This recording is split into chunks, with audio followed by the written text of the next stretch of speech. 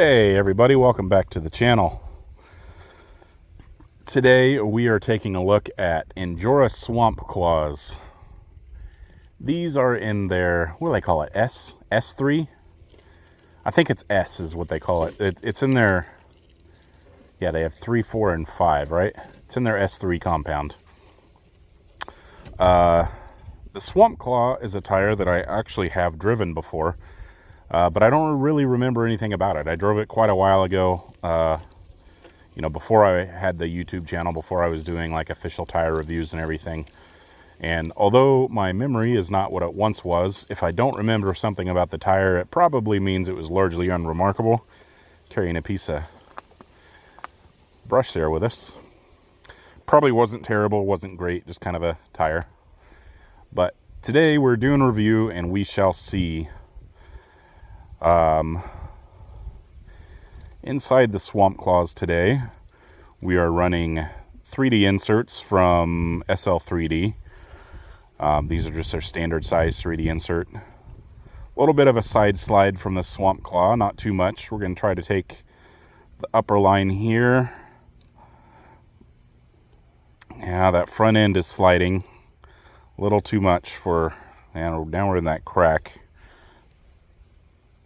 Let's see if we can get below. Ooh, go easy on the throttle. There we go. The lower line, which is, again, for those of you who don't know, this crack in the rock, I can't really see my screen. The crack in the rock that is now right above the driver's side front tire. If the driver's side front tire is below that crack, it's considered the more difficult line, the harder line. And if it's above that, it's easier. And the difference is below that line, the rock is a little more pocketed and it's also steeper. Typically, we don't do what I just did, was start high and then come low. But with the side slip from that front end, I think we were going to get in that crack and then that would cause a rollout. So if we can turn up now, what we need to happen is I need the passenger side front to stay planted. And I need the rear of the truck to kind of slide and pivot to allow for the turn up, which is not happening yet. We're getting kind of close to the point of no return. That front end's starting to slide. The rear's still holding on tight. There we go. There's the turn up. The passenger side front is so far staying planted. Ooh, now it's starting to come up a little. I really need the pivot from that rear end, but I need a slow and controlled pivot. Here we go. Ooh, got to keep that front end down. A little more wheel speed to it. Yeah, that's pretty good right there. That's really good performance on the side hill. A lot of that's going to be attributed, obviously, to the 3D insert, which we run in a lot of our tires. If we don't run 3D inserts, we run dual stage foams, usually from Crawler Innovations or a similar style foam, which I actually prefer to a 3D insert.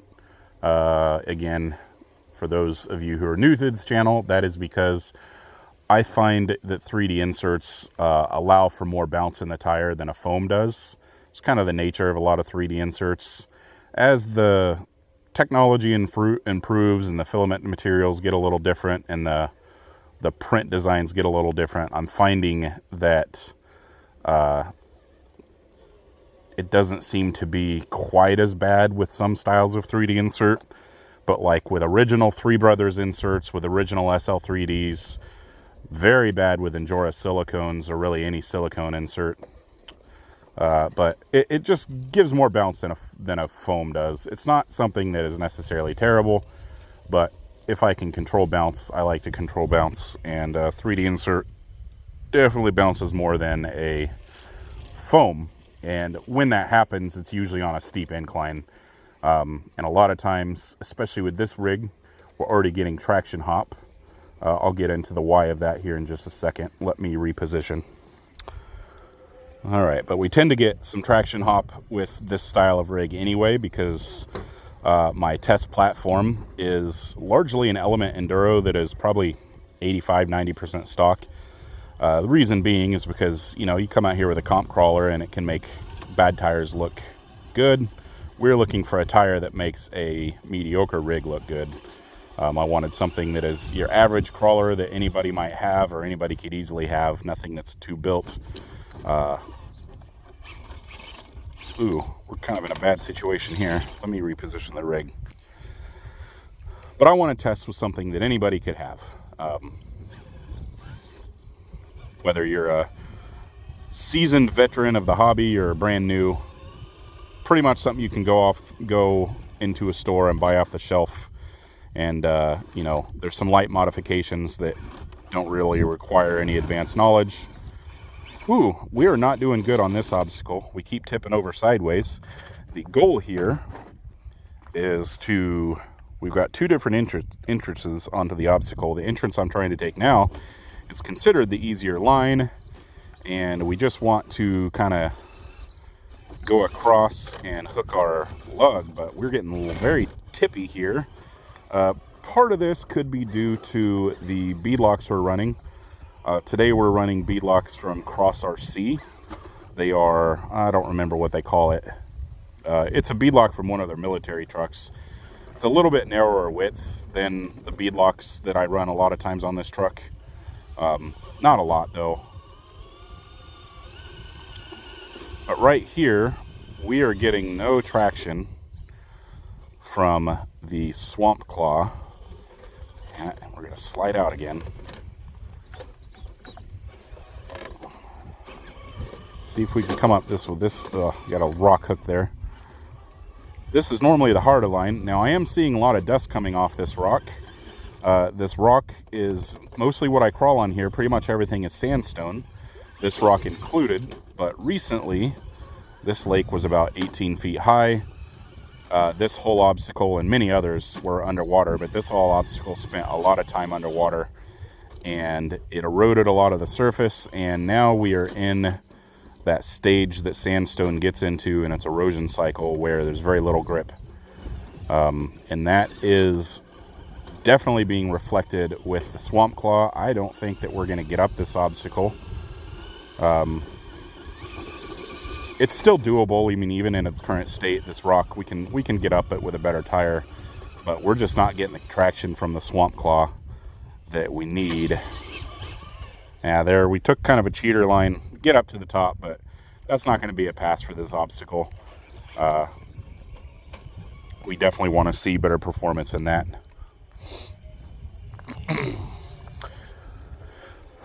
So I'm going to try to get through as many reviews as I can today. As you know, I am a couple hours away from my home where I do most of my crawling, especially where my unofficial crawling course is. And it's been a while since I've been able to get out here, between having my schedule line up with the weather. It's kind of been the big issue. We've had lots of rain and lots of just not great weather. And, I'll come out and camp and fish and stuff in bad weather, but to do rock crawling, I'm not that worried about running. I probably wouldn't run this rig, but I've got rigs that I'll run when it's raining and stuff, and it's still fun, but it's kind of hard to do tire reviews because you want to give tires a decent chance. Man, we're hooked there. You want to give tires a decent, fair chance. I'm gonna have to come off that with more wheel speed. Something here on the obstacle has shifted. That was just skid hang up with neither tire really touching the ground. That wasn't really due to the tire. Anyway, it's been a while since my schedule and the weather have cooperated. I had planned on coming out yesterday. Okay, I don't know what happened. We had a little bit of a technology glitch and the camera stopped recording, or I hit the button or something. I don't remember what I was saying at this point because it took me a couple minutes to realize that happened. So we are redoing this obstacle. The first try, we made it up this obstacle without issues. I think what I was saying was I was planning on coming out here a couple days ago. Today is October the 23rd. On a Thursday. I was going to come out on Tuesday and spend the night Tuesday night and Wednesday night. So I'd have 3 full days of crawling and tire reviews and stuff. But then, of course, life got in the way. My daughter had a dentist appointment on Tuesday that my wife was going to take her to. And then my wife ended up having double booked herself and couldn't get out of one of her commitments. So I stayed to take my daughter to her appointment.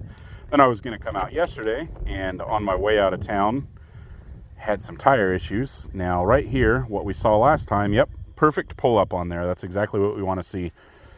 We are looking for the rear tire to hook the lip of this rock and kind of do a, well, push-up, not a pull-up, push-up on there, and Swamp Claws have no issues doing that.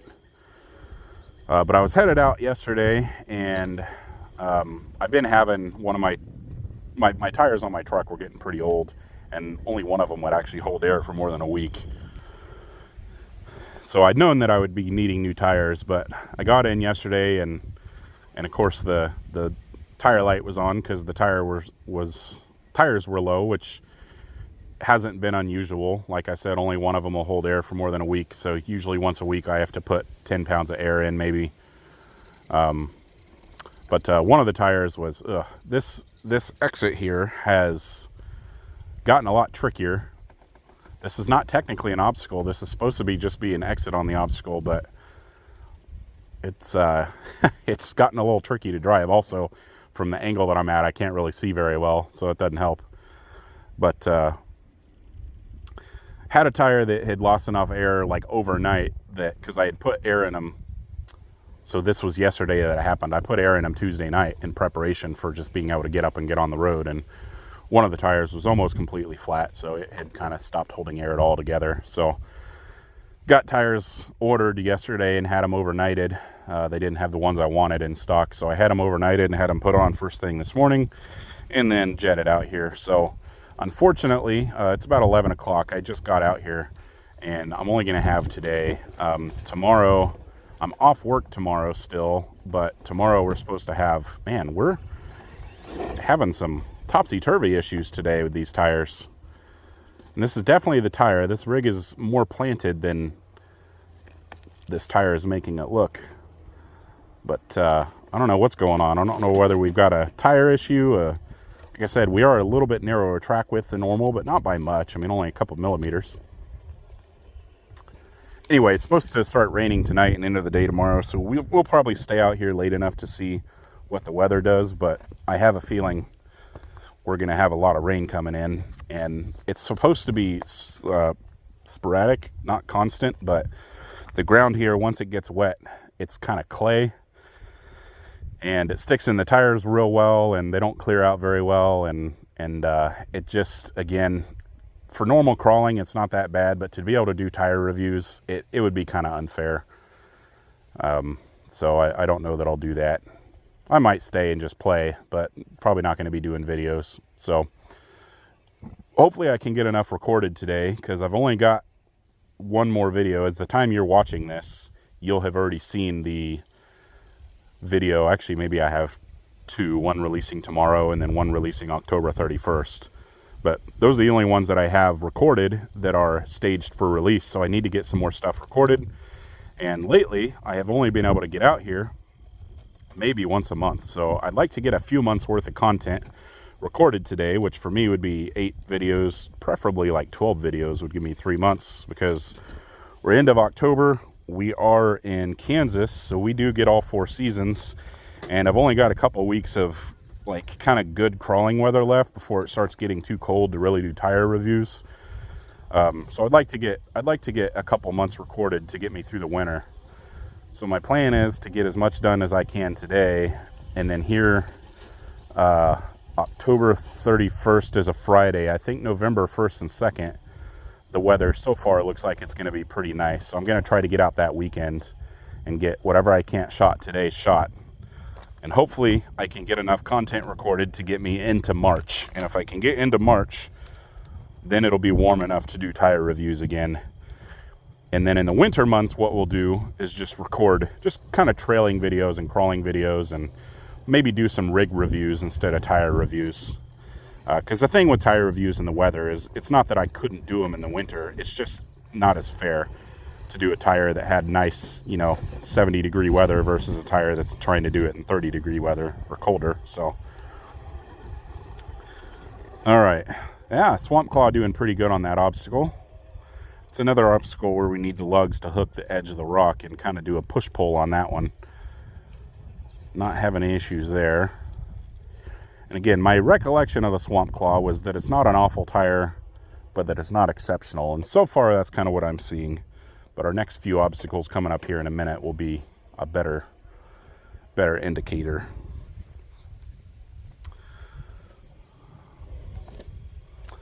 Swamp Claws for a set of 4 come in around $25, maybe even $20 for a set of 4 of these. I think it was $25. I'll post a link to them with a price in the description below. I keep forgetting when I come out here, I bring so many tires with me, and a lot of the tires like this are tires that I've had for a long time, but I've never done an official review of, or I just haven't spent much time with. And so I try to remember to, ooh, we need to get a good, oh, I'm stuck on that rear rock. This dismount nosedive is normal, but there we go. But I try to remember to, you know, just kind of look before I come out here, because I don't get cell phone signal out here, and get the stats of the tire, how much it costs, and stuff like that. But I've been really bad at remembering to do that.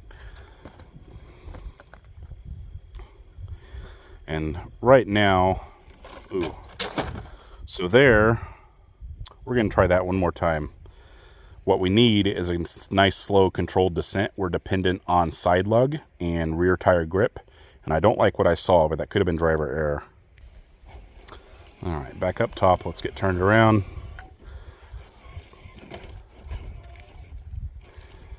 Concentrate here. So we need passenger side on the edge of this rock and driver side sidewall against this rock. Now again, these beadlocks are a bit narrower than normal. I've lost a couple mil of track width with these, and obviously a wider stance does make this easier. Yeah, there we go. They're that back into settling. I think that first tumble was driver error.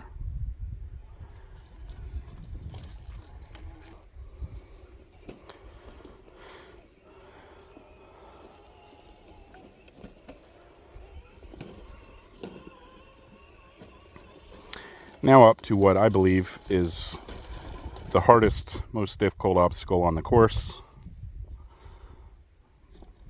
Might see if I can't find somewhere better to stand where the rig's not in my shadow. Just that time of morning where the sun's at and where I need to stand. Oh, not a good pull-up. There we go. All right, now what I fear is with this lug, this big chunky lug and the 3D inserts, I fear we're going to get a lot of bounce. So we're getting traction hop due to the lug, and it's being accentuated in the rear by the 3D insert. And what that means is we're unlikely to be able to do a slow crawl up this, although I'm not sure that the S3 compound is capable of it. See if I see anything indicating it could be. We're not able to maintain control. See if we can slow crawl over here. What we want to do is hook this edge and use the side lug to pull us up. In the rare circumstance, you don't have to do that. You can just walk up this, but only a few tires have accomplished that. The most impressive being the Upgrade RC Rock Claw, being able to slow walk up this without hooking side lug or anything. We're able to stay on good enough to kind of shuttle ourselves over here, but it's not great. I like to try to get it a little higher up on the rock before we go to that side lug, just because it's better proof of the tire if it can do that. But we did not fail the obstacle. We were able to do it. And, you know, you do have to think we're dealing with a $25-ish set of tires right here. And that's for a set of 4. And, you know, the foams that come with these are actually decent foams. They are open cell foams, single stage foams. They'll be good enough for pretty much everything but side hilling. But you could buy a set of Injora silicone inserts, which are more or less as good as the 3D inserts that are in here now. They bounce a little more, but they're not terrible. I think the Injora silicones are typically just fine. So with the inserts and the tires, you're looking at $45 to $50 for all of it. So that's not too bad. All right, this next obstacle right here, what we do, this is the diff hang. It's pretty much the width of the truck, and we need to come up here, and then on this rock right here, the rear diff gets hung up, and we are looking for traction in the front tires to be able to pull that rear diff off of a hang up. So it's a deliberate diff hang up. We got a lot of debris down there from the water being high. One of the big issues I've dealt with trying to get out here has been the even when the weather is nice, if we get, you know, rain like we've been getting and the water's 18 feet high, I mean, it takes a couple weeks for the water to recede. And this is the unfortunate part of where I crawl is, I mean, this is pretty much normal water level for this lake, but when the water's 18 feet high, I mean, you can see kind of how far from the water I'm standing right now, and where I'm standing was underwater. And so, I mean, it takes a long time for the water to recede, and they can only open the dam so much, because if they leave it open, it floods downriver when they're trying to drain that much. And so it just kind of has been not great for. Here's the diff hang up, and yeah, good front tire traction there, really no hesitation. But it's just been kind of hard to get out here and shoot videos. This is really where I like to crawl, because I come out here and I do camping and some fishing and sometimes some hunting and some crawling. So I don't only come out here to rock crawl. So this is where I like to be. There's not too many places right close to the house that I like crawling at. There's a couple decent spots, but they tend to be more populated than I like. There's more people not doing rock crawling, just doing various things. There is an indoor crawling course pretty close to my house, but I don't want to shoot videos there. I don't really like crawling there that much. I appreciate a lot of the work that has gone into it, but indoor crawling is just not for me. Quite honestly, I almost would rather just not do it if I'm going to do it indoors. So, need to pay attention to what I'm doing. About flip the rear upside, or the rig upside down with getting a tire in a hole where I don't want it. This is kind of another obstacle that right now it's got to the point to where you have to come on and on a very specific line. And I really need to fix the obstacle. That passenger side, there should be another rock there, because what happens is the tire gets under there. It's like a ledge, and pretty much anything smaller than a 5 1/4 size tire will get just wedged under there and flip you over backwards. And what's happening is, again, you're seeing a mixture of traction hop and bounce with those inserts. And the line that we need to take to get on, it bounces and shuttles us over to the point to where we have the same issue on the other side, to where that driver's side tire is now going to get. See if we can, nope. I'm hesitant to fix the obstacle because rigs can, or tires, I should say, this rig can do it, tires can do it. So tires that can't, I mean, obviously that's not as good of a tire as a tire that can. So, but also I like to give as fair a chance as I can. And right now I need to make it to where if a tire can't do the specific line, there is still a line for it, to see if we can get the rest of the obstacle. So I think what I'm seeing from the Injora is we're not going to get on, so I'm going to go repair that real fast. Okay, let's see what kind of a difference that makes. Hopefully we're able to get on, but that doesn't make things too easy, but it won't make the rest of the obstacle any easier. There we go. Okay. So able to mount. Now what we optimally want to do is be able to get up here with little to no increased wheel speed, which we're able to do with the Swamp Claw.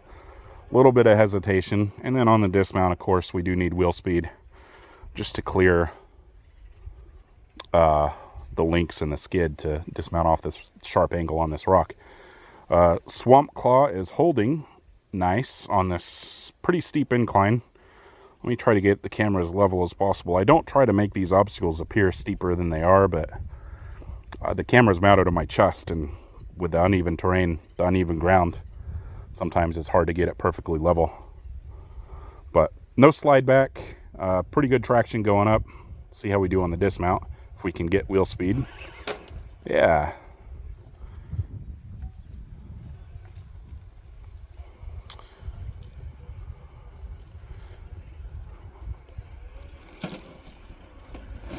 And for the last section of our course, we are kind of a little bit of a light trail drive.